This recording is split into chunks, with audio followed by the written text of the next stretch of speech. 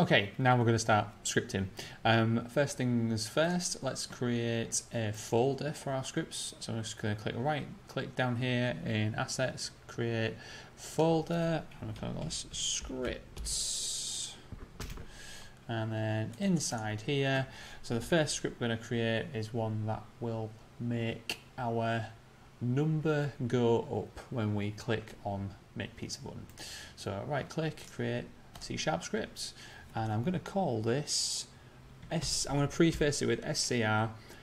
You don't have to do this, you can name your scripts whatever you want, but I'm just going to preface it just like I do with my UI stuff, so that if I'm seeing a big list of stuff that's associated with this project, I know that if it begins with SCR, it means that that is referring to a script that I've created. So I'm going to call this SCR clicking, and call it that. Double click that and it should open it up in either Visual Studio or MonoDevelop. One thing that I will mention is that when naming your scripts, never use spaces. You must use underscore. If you put a space in it, when Unity comes to read your stuff, read your script, it's not going to understand what you mean by a space. It needs to be all one thing. So don't use space. If you need to, use an underscore like I have done here with SCR underscore clicking. The other thing to note as well is if you create a new script and you decide to rename it afterwards, you're also going to run into issues. So the reason this happens is because when you create a script, it creates a class. If you'll notice in here in my script window, I'm just going to zoom in so you can see, it creates a class called SCR underscore clicking. That is very important. That needs to be, that is its reference to the script that you've just created in Unity down here. So if you change the name of this and not this, then it will cause issues. Those two things need to match, essentially. You can change the name, but make sure you change the name here as well for the script. But if you do either of those things in making a script just now, I would just delete the script, create a new script, don't use a space, don't change the name, and we should be just fine. So by this point, you should have some familiarity with scripting. It will be very, very minimal, possibly, but you should at least know roughly what a variable is, what's a boolean, what does a function do, how should I lay out my script, why is this green and it's got 2 forward slashes at the front, what's an integer, a float, strings, what's a conditional. If you don't know those things, strongly recommend you go back over some previous tutorial content about scripting. So one of the first things we need to do is, because we are going to be talking about stuff to do with the Unity UI, we need to tell this script that we are going to be referencing stuff from the UI. So imagine Unity has got all these big books full of information about different things. One's got stuff to do with shaders, or one's got stuff to do with the UI. We're going to say to Unity, for this script, you need to have access to the big UI information booklet. And Unity goes, okay. So we say, right, well, using Unity engine .ui and semicolon. So now we've told it that we are using that. So that's first things first out the way. So we're going to create a few variables to set up this script. So I'm just going to create some space once we have began the class. So the first thing I'm going to create is a reference to our text box at the top. So just now we created that text at the top with the numbers in.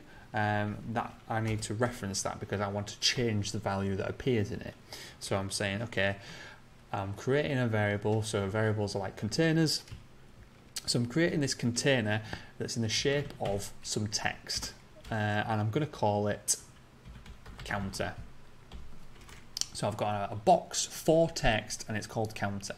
So later on I can put stuff into that box. I also want a value for the number that will appear in that box. So I'm going to call this public float, because it might, we might add 0.5 of a pizza onto the value every so many set points of a second or something like that. So it's going to be it's not a whole number necessarily, so it's going to be a float number, and we're going to call this counter number. So when, again, naming conventions, just a reminder, for variables you want to start with a lowercase. If you've got multiple words, lowercase, then uppercase for subsequent, then lowercase for every subsequent word. For functions, then you start with capitals, so like start and update.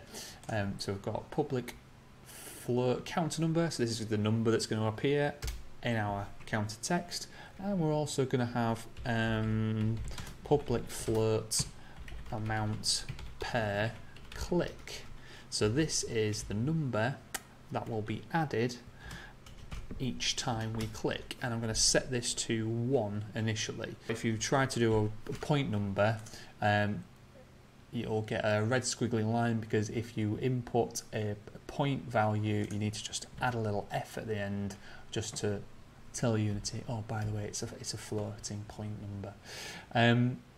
So those are our 3 variables that we're going to set up for now. So we've got a reference to the text box that we created, the number that we want to appear in that text box, or the value, and then the number that we're going to add on per click. I'll just change that back to 1. We don't need this void start function, so I am just going to get rid of that. I'm not going to initialize anything to begin with, other than what we set our variables to at the start. So in void update, every frame we want to update the text that's there, that text box, our text UI element, update that so that it reads the same value as the number of pizzas we currently have made. So in here, I want to reference this text box, the container for this text. So I'm going to put in the name of that variable, which is counter, and then I'm going to put .text. So what I'm saying here is, okay, look for whatever's in this container. In this case, it will be this UI element that we are going to put there. So it's the UI text pizza counter. So I wouldn't just put counter equals counter number, because even though, yes, that element is a UI element, it still has other variables, such as its transform, how wide is the text, what font size is the text, what color is the text, all these different aspects that we can change. But when I'm putting .text, that means I'm specifically saying this UI element, the text variable, which is referencing this aspect of that UI element. So counter.text, and we're going to set this, so use it equal, so we're going to say counter.text is equal to counter number, and then we can also add a word or some wording here. So I'm just going to put a plus, use quotation marks, and put pizzas. So this now, a semicolon, that's what that red squiggly line is for, saying you haven't told me. So just a reminder, semicolons are a way of saying full stop. Okay, otherwise it will think, it's kind of like punctuation, it's the end of that sentence. So here we're declaring variable, this float variable, that's the end of that sentence. We're declaring, here we're saying this equals this, and that, the end of that sentence. So counter.text, so this will update the text of our UI element to say however many pizzas we have, and the word pizzas. I'll just add in a space there as well, otherwise we'll get them very next to each other. We want a bit of a gap between the number and pizzas. So if, for example, the value of counter number was 25, it would say 25 pizzas. And we want to update this every frame. We just want to update that value as often as possible. Next thing we're going to do is we're going to create our own function, and we're going to call this clicked. So this is going to be what happens when we click on our our button the function that it is going to execute. So we're going to create our own. So I'm going to call this public void click, and then bye-bye. Okay, so this is a function now. I could call this function, so whenever I say would say clicked from somewhere, it will do all the things inside this, which for our purposes right now we just want to adjust the value of counter number. So every time we click, we want to add to our counter number, our sort of total number of pizzas, and the number I want to add to that is whatever amount per click is. So when I click it, counter number plus equals amount per click. So at the start of the game it's 1. So at the start of the game, because just going back a little bit, here I've given this a default value of 1. I haven't given this a default value, so it will just automatically by default give it a value of 0. So if you don't declare a value when you are declaring your variables, it will just default to 0 or nil if it's a string or anything like that. It should be empty. So here it's going to say, okay, counter number, which is 0 to begin with, we'll add amount per click, which is 1. So every time we call this function, it will add 1 to our counter number. Hopefully that is pretty straightforward. That's not that complicated. So save your scripts. I just Control S, then you might have noticed any yellow bits. When you edit in here, it will be yellow, and until you hit save. So in Control S or Control Shift and S if you've got multiple scripts and you want to save them all. So now this script is saved. It's pretty much ready for what we want to test it out for. So head back into Unity. You'll have a little bit of a short delay while it just migrates the stuff across that you've been updating in Visual Studio. What we want to do is add this script onto this button object. So there's a couple of ways we can do this. One way we could add that script is we could go to add component. So an object or a UI element or whatever is made up of a series of components. In this case, we've got where is it, we've got what does it look like, and we've got scripts to do with the button itself.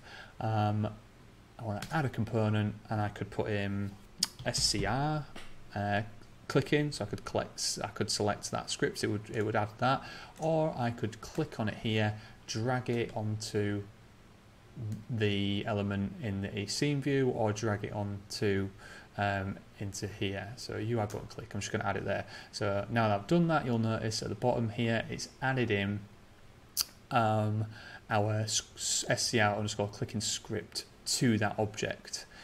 Make sure you don't accidentally add it to the text. You want to make sure it's been added to the UI button click object. So with this object, what we need to do is tell it that, because counter we didn't give it a value, it's empty, so it's just an empty box. So this is referencing the text, so this text up here. So we need to put that we need to tell Unity that when we are referencing counter from that script, that we are referencing this specific UI element, this text. There's a couple of ways we could do this. I could click this little circular icon next to the counter. It will give me this window. So this will suggest what it thinks I want to reference.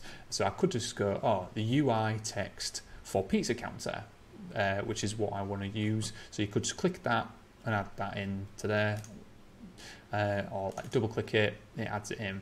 But I'm just going to do this a different way. Again, I'm going to click, so it's UI pizza counter. I'm just going to move that upwards, so I've got my buttons on my UI, and then what I'm going to do is get that there, so I've got the container there for the text, and click and drag UI underscore text pizza counter into there. So it's referencing this specific element in the game. It's also worth mentioning we can see the other public variables we created here. The counter number, which will start at 0, the amount per click, which starts at 1, but if you wanted to say, oh, we'll start off at 5 per click, you can just adjust that value in there. You can even go minus if you wanted to hard mode. Every time you click it, removes pizzas. We should be ready just to test this out. Hit the play icon and a couple of seconds. So that's updated, so we can already see that that's worked because it's updated and says 0 pizzas. So if I click this button that says make pizza, nothing will happen. That is because we've created the function for create pizzas, but we haven't connected clicking that button with that function. So the way we'll do this, by the way, you might be wondering, why did your Unity go bright pink?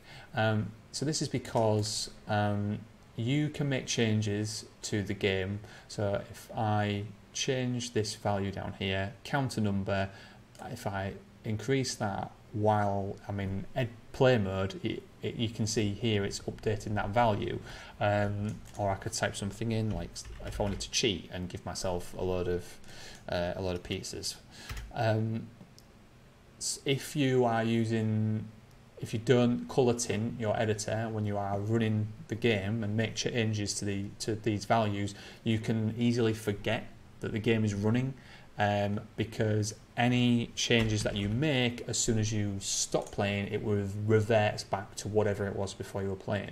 So if you are running the game, you edit the scene, you add things in, you make changes to variables, you think great, realise that you've been playing that whole time and then accidentally stop playing, all those changes are gone. So I changed the editor to go to a pink colour so that I know, oh, I'm in play mode, and I will accidentally edit any vital changes that I need to make sure that I'm doing in the actual editor.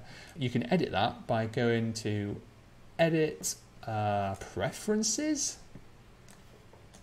and then you can go to play mode tint.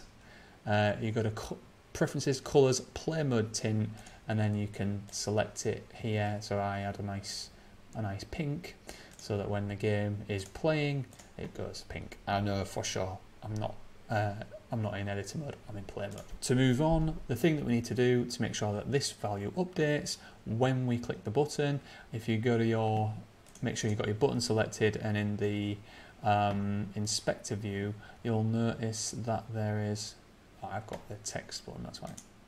Make sure you've got your button selected. There is this button script, which all buttons have with some stuff on, and it's got this thing here that says on click, and it says list is empty. So this is what Unity uses to decide what to do when that button is clicked. So you might want multiple things to happen when the button is clicked, and these things might occur in different scripts and different objects. So this is the reason why it does it like this. So we just want to add a function that will happen when we click. So the way it works is it's similar to this, how we had to drag the text element into here to reference it. We need to reference an object that has a script attached to it, and then tell it what function we want to activate when we click. So the object is actually this object that we are editing. So if you just drag UI button click sort of into this box, so that drag the object into itself. So now if I go into where it says no function, it'll give me some options. One of the options is scr_clicking, because it recognizes that this object has that script attached to it, and if I hover over that, it has a bunch of the sort of typical Unity functions, but the one we are interested in is this clicked one. So that is the function that we made back in here, public void clicked, whatever you called yours. If we go to that function clicking, clicked, so now the way it's set up, when we click on click, when we click that button, it will look at this object, which is the object itself, and then it will go, right, well, what script is attached to it? script.clicking, script underscore clicking that we created down here. What function? It's the click function. Whatever's in there, that's what it will do when it is clicked. Hopefully that's explained it. Anyway, testing it out, we can see it's updated 0 pizzas. If I click on make pizza, it updates and it adds 1 each time. And the number goes up. It works. That's all we'll do in this this tutorial. Next, we'll look at upgrades.